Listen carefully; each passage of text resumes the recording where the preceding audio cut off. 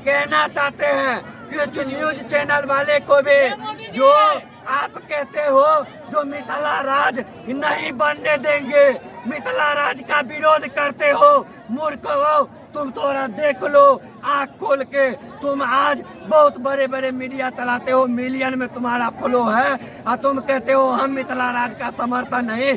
हम तुम्हारा नाम नहीं लेंगे, तुम्हारे डिस्ट्रिक्ट का, तुम्हारे अगल बगल का जिला में जो गंगा मैया है, जिसमें मिथिला का 24 जिला आके डुबकी लगाते हैं, अपना श्रद्धा सुमन अर्पित करते हैं, उसका हाल देख लो पापियों कैसा है। आज गंगा मैया अपने दिन पे रोने के लिए मजबूर हो चुके हैं। बंधुवर, जब तक हमारा मिथिला राज नहीं होगा, जब तक तब तक मिथिलांचल में ऐसे ही हम लोगों को गंदगी में जीना पड़ेगा, ऐसे ही गंगा मैया गंदगी रहेंगे। एक घाट के लिए हम